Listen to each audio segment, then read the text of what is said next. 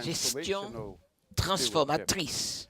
J'espère que vous avez du papier et un crayon, car certaines des informations que nous allons partager avec vous vous seront utiles. Vous seront utiles. Nous avons 3 citations bibliques, 3 passages bibliques avec des illustrations que nous utiliserons dans cette présentation sur cet important sujet de la gestion transformationnelle, transformatrice.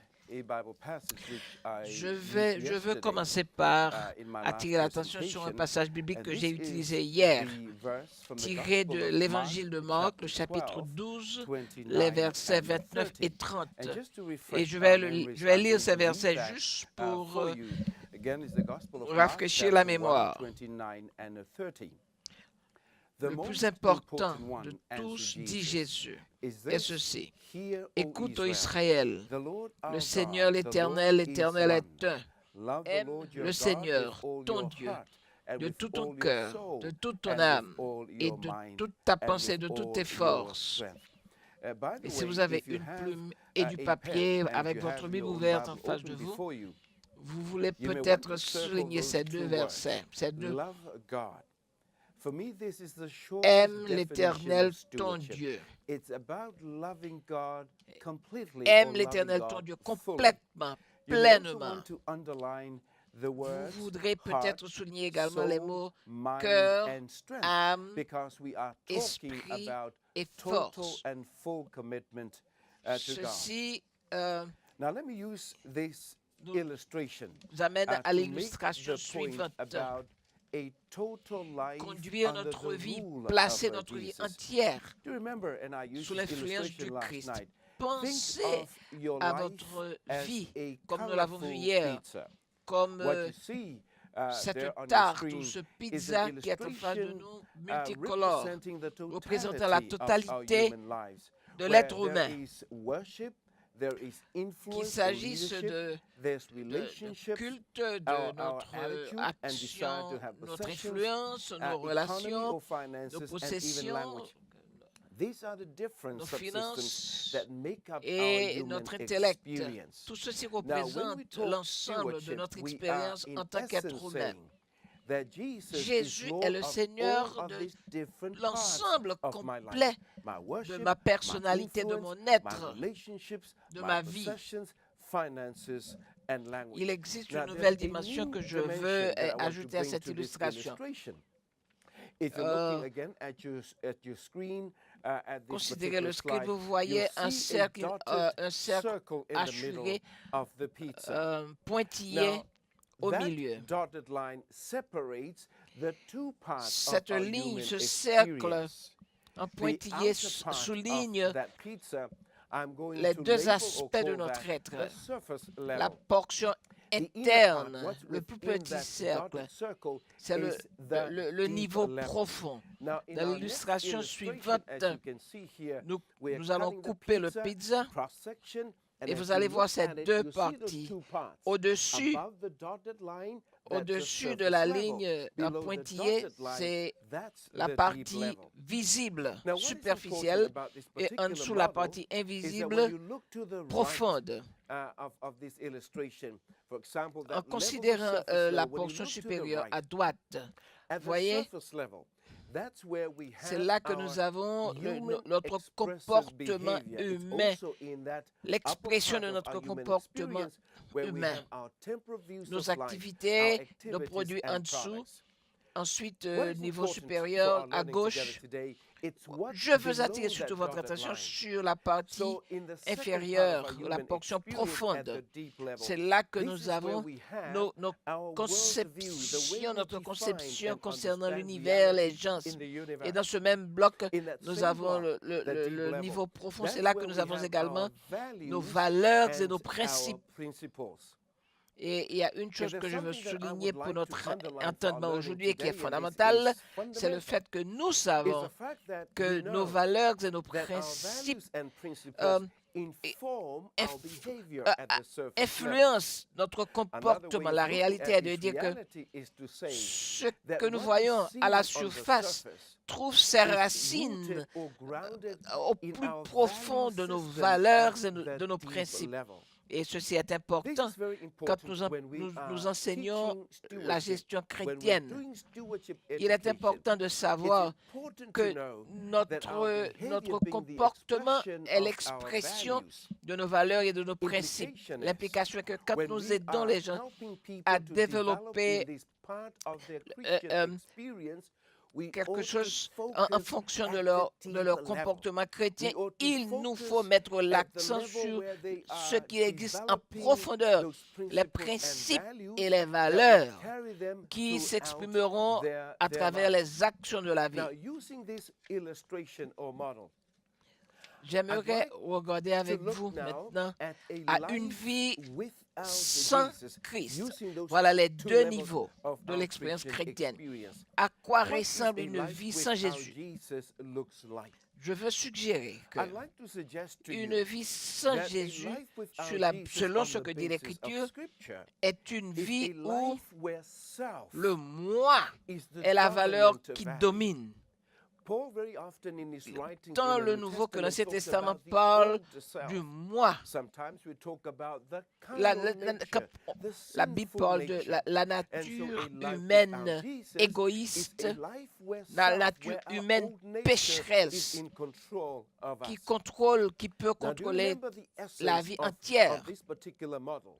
L'essence ou les principes de base de ce modèle, nous agissons et ce que nous faisons au niveau superficiel, visible, de préférence, est influencé par nos valeurs et nos principes, ce qui existe au plus profond de nous-mêmes. Au point de vue application, en relation directe avec nos valeurs profondes, notre comportement au niveau superficiel. Je veux suggérer que quand le moi est la valeur dominante de notre personnalité, il est tout à fait naturel que nous accumulions des choses pour nous. Il est tout à fait naturel que nous soyons ambitieux et même recherchant encore davantage et davantage. Voilà ce que représente une vie sans le Christ. Et en étudiant à propos de ce modèle, je suis arrivé à accepter que ce que vous voyez ici sur l'écran est en réalité une image de chacun de nous individuellement. Sans Jésus, en l'absence de Jésus, nous sommes naturellement ambitieux, naturellement jaloux, naturellement envieux, naturellement égoïste, marquant notre vie chrétienne. J'aimerais maintenant vous partager avec vous la bonne nouvelle que en dépit du fait que le moi contrôle notre vie le plus souvent, mais Dieu a une solution contre le moi, l'égoïsme. Et la solution principale, à l'emprise du moi, c'est la croix. La mort, représentée ici par une croix. Quand Jésus mourut sur la croix du Calvaire, et c'est un fait biblique que Jésus mourut pour nous. C'est une bonne nouvelle. Quand Jésus mourut sur la croix, il est mort pour notre moi pécheur. Il est mort pour notre comportement pécheur. Car la vie sans Christ est une vie de mort. Il existe des passages de l'Écriture tout à fait fondamentaux dans ceci. Si vous avez votre Bible, cherchez dans Galates 2, verset 20. Galates 2, verset 20, je vais lire pour vous de la Bible 8 secondes. J'ai été crucifié avec Christ. C'est un langage de mort. J'ai été crucifié avec Christ. Et si je vis, ce n'est plus moi qui vis, mais c'est Christ qui vit en moi. La vie que je vis aujourd'hui, je la vis dans la foi au Fils de Dieu qui m'a aimé et qui s'est livré lui-même pour moi. Nous n'aurons pas le temps de lire Romains chapitre 7, versets 24 et 25, la même chose. To do all kinds of things, good things, but unfortunately, it's impossible because at the deep level, you have this life that is Nous voulons vivre la vie, une vie altruiste, une vie de libéralité, mais cela est impossible parce qu'au plus profond de nous-mêmes, nous sommes complètement contrôlés par le moi. Mais quand Jésus est en nous, quand il vit sa vie en nous, et quand je peux lui être fidèle dans l'utilisation de mon temps, de mes ressources, de mes talents, je serai fidèle dans mes relations avec ma famille, avec les autres. Quand je suis fidèle à Jésus, dans le rendement fidèle de la dîme et le partage d'offrandes libérales, c'est pas moi, c'est le Christ qui vit en moi. C'est pourquoi nous parlons ici de gestion, de transformation. Nous retournons à l'image, à l'illustration antérieure. Quand maintenant Jésus, le Sauveur et le Seigneur de ma vie, est en moi, superficiellement, je suis fidèle avec Dieu et j'ai un esprit de sacrifice. Je vais suggérer qu'une vie avec Jésus, c'est une vie dans laquelle Jésus est la valeur dominante au plus profond de nous-mêmes. Vous pouvez vouloir vous poser cette question, qu'arrive-t-il au moi dans ce cas? C'est l'histoire de la croix, l'histoire de l'Évangile. Quand Jésus mourut, le moi mourut. Maintenant, vous avez Jésus qui vit en moi, dit Paul. J'ai été crucifié, je suis mort au moi. Mais c'est Christ qui vit en moi maintenant. Rappelez-vous, le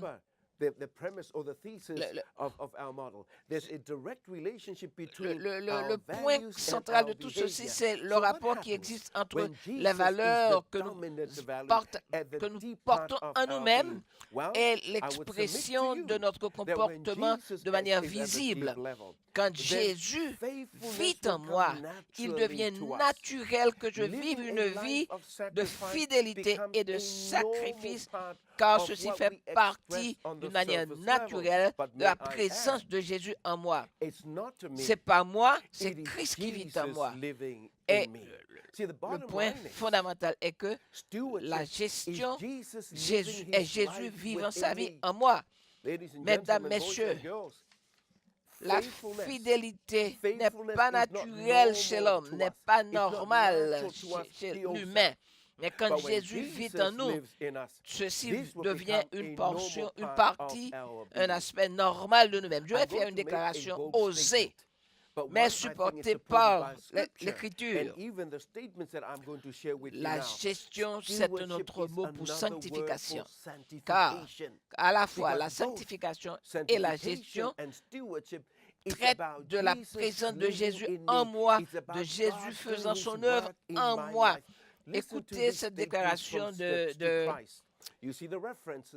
vers Jésus, page 62, en anglais. C'est par la grâce du Christ, c'est par la grâce du Christ seul, par la foi que nous sommes rendus saints.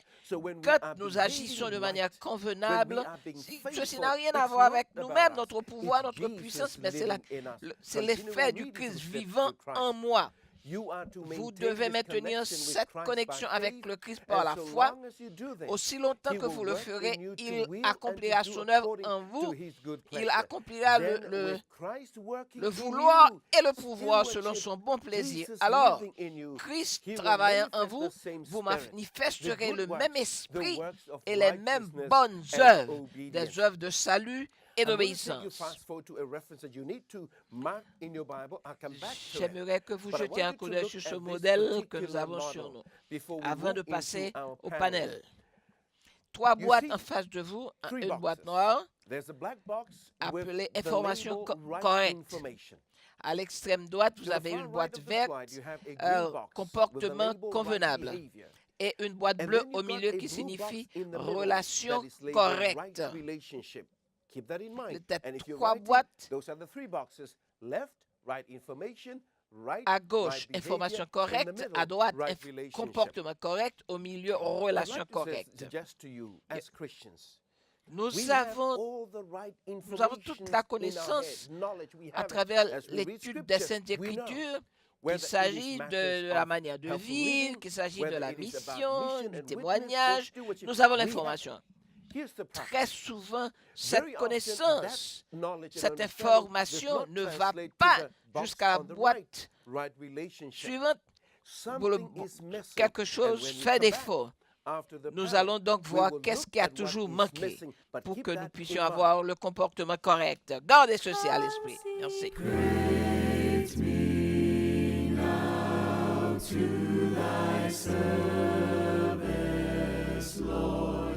By the power of grace divine,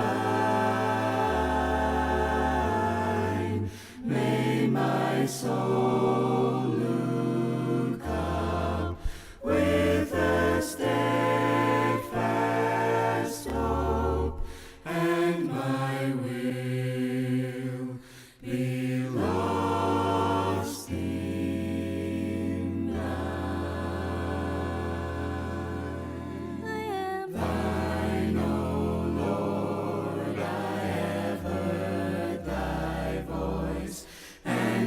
told thy love to me,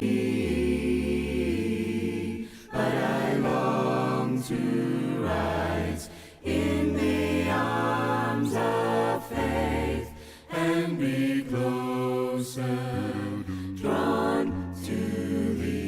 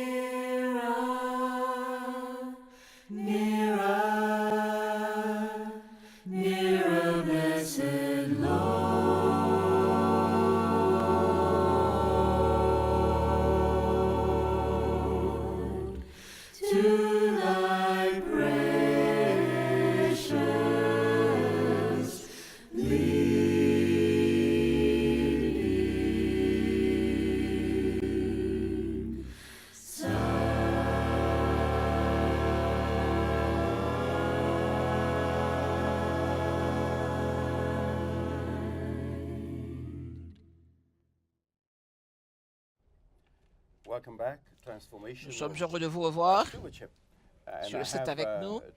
J'ai 2 de mes collègues avec moi, John à ma droite et Hugo à ma gauche. Messieurs, je suis heureux de vous avoir avec vous. Nous avons reçu des questions de nos participants de différentes parties du monde. Voici la première question basée sur une présentation antérieure qui servira de transition à la présentation présente en rapport avec la mission de Dieu, ce que l'Église adventiste est en train de faire dans le monde. Existe-t-il une stratégie qui nous permet d'atteindre la région, la fenêtre 10-40? Est-ce qu'il existe des chrétiens adventistes voulant être partie de cette mission? Rapidement, John, vous contrôlez ce qui se passe dans l'Amérique du Nord. Que se passe-t-il? La division nord-américaine est en train de se focaliser sur 6 blocs différents. La femme,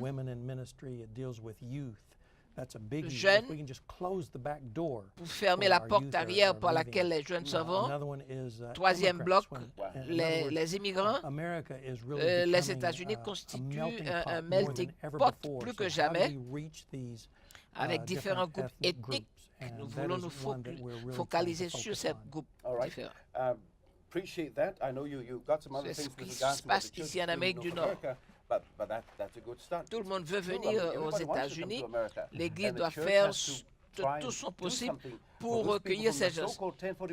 Si ces gens de la fenêtre 10-40 viennent ici aux États-Unis, nous tournons vers Hugo avec une question qui nous est venue d'un internaute. Hugo, qu'avez-vous lu sur Twitter et Facebook? Oui, il y a beaucoup de commentaires concernant cette emphase qui est mise sur ce sujet crucial pour l'homme en général.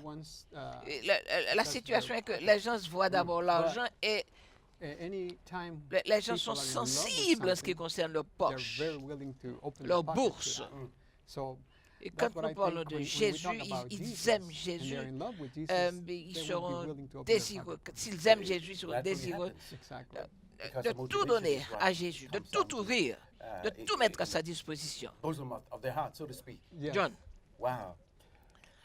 J'ai fait une déclaration plutôt osée, et vous pouvez me défier là-dessus. J'ai utilisé les Écritures, l'esprit de prophétie d'Ellen White vers Jésus, et j'ai dit que la gestion est vraiment synonyme de sanctification. Je suis parfaitement d'accord. La gestion, c'est la sanctification en matière pratique. C'est-à-dire, c'est là où la roue touche la route, le sol. J'ai entendu cette phrase plusieurs fois. La gestion, c'est tout ce que je fais après avoir dit oui à Jésus.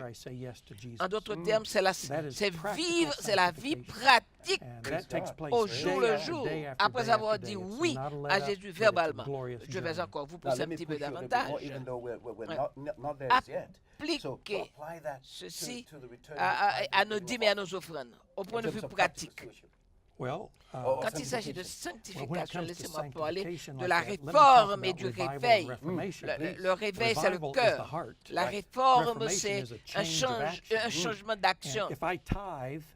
Si je ne rends pas la dîme et j'ai le réveil et la réforme, c'est Apocalypse 3, verset 17. La tiédeur.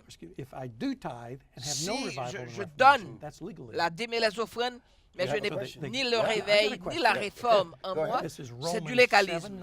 Dans Romains 7, Paul dit, je n'arrive pas à faire ce que je veux et je n'arrive pas à m'arrêter de faire ce que je fais. Le mal s'attache à moi. C'est la nature humaine. Nous sommes nés avec cette...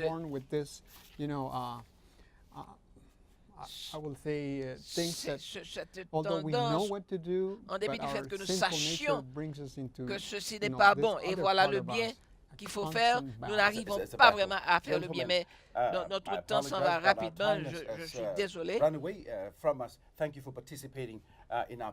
savez, dans ce modèle de la superficie et de la profondeur, le niveau où nous vivons notre vie visible, tangible, palpable, l'aspect palpable, tangible, pratique de la vie, c'est à ce niveau que nous voyons le paiement de la dîme et des offrandes. Je dis paiement, mais ceci est en rapport avec les valeurs que nous avons au plus profond de nous-mêmes, en d'autres termes, nos relations avec le Christ. Je retourne à l'équation que nous avons entre les trois boîtes. Nous avons l'information, la connaissance concernant ce qui est bon. Mais la différence entre ce que nous savons et ce que nous faisons dans tous les aspects de notre vie, ce qui manque dans ma vie en particulier en tant que pasteur d'église. Je lutte pour y parvenir. Ce qui manque, c'est cette relation verticale directe avec le Christ. Je veux penser, je veux croire que la seule manière, la clé pour une gestion soutenable, c'est de faire l'expérience réelle d'une vie avec Jésus vivant en nous. Selon ce que nous lisons dans Jean 15, versets 1 à 4, il parle de la vigne. Je suis le tronc et vous êtes les branches. Mon Père est le vigneron. Demeure en moi et afin que je demeure en toi. Rien ne se passera dans la vie chrétienne sans cette racine profonde que nous trouvons dans Jean 15, verset 1. Demeure en moi, dit le Christ, afin que je demeure aussi en toi. Aucune branche ne peut porter du fruit par elle seule. Elle doit rester attachée au tronc, à la vigne. De même, vous non plus, vous ne pouvez porter aucun fruit si vous ne demeurez en moi. Nous voulons tous être fidèles à Dieu, à tous les points de vue. Mais la clé, c'est de permettre à Jésus-Christ d'être l'élément central, fondamental de notre vie. En fermant, je veux ramener devant votre esprit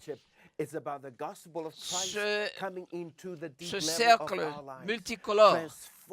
Quand cette transformation profonde a lieu en moi, à travers les valeurs et les principes que j'ai, la traduction réelle sera un comportement différent.